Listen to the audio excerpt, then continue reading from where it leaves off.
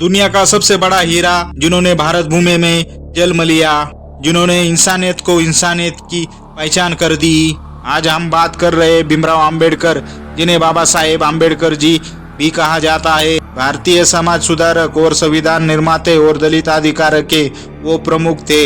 बाबा साहेब का जन्म 14 अप्रैल 1891 को महू मध्य प्रदेश में हुआ था। अंबेडकर ने भारतीय शिक्षा में उच्चतम स्तर तक की सफलता प्राप्त की थी और दुनिया के सबसे प्रतिष्ठित विश्वविद्यालय से डिग्री हासिल कर दी थी। उनका प्रमुख योगदान भारतीय संविधान को तैयार करने में था। वह संविधान 26 जनवरी 1950 में लागू किया गया था।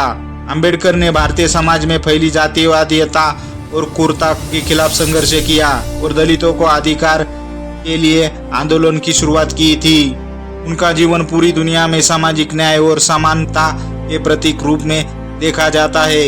उन्होंने भारतीय समाज को एकजुट करने के लिए जातिवादियों की बेड़ियों को तोड़ने का कार्य किया। उन्होंने बुद्ध धर्म को अपनाया, लाखों दलितों के साथ जोड़ा। अंबेडकर का मानना था भारतीय समाज को धर्म, शिक्षा और समाज सुधारक के माध्यम से ही सुधारा जा सकता है। उनका शस्त्र शिक्षा ही था।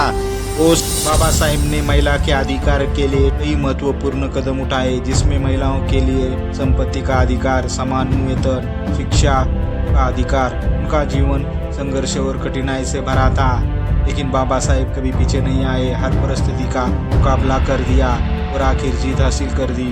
बाबा साहेब ने भारतीय राष्ट्रीय कांग्रेस से बाहर निकालकर स्वतंत्र रूप से राजनीति की और भारतीय समाज में व्यापक बदलाव लाने के लिए संविधान के कई महत्वपूर्ण प्रावधान किए गए। उन्होंने हमेशा शिक्षा को लोगों से उद्धार और सबसे प्रभावी तरीका माना। उनका आदर्श और विचार लाखों लोगों के लिए प्रेरणा का स्रोत है। बाबा साहेब का योगदान कभी भुला नहीं जा सकता। वे हमेशा भारतीय इतिहास में एक महान नेता के रूप में याद किए जाएंगे।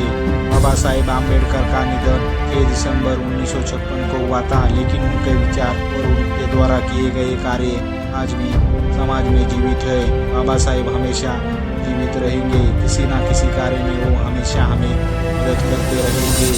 आज भी बाबा साहेब हमारे साथ है।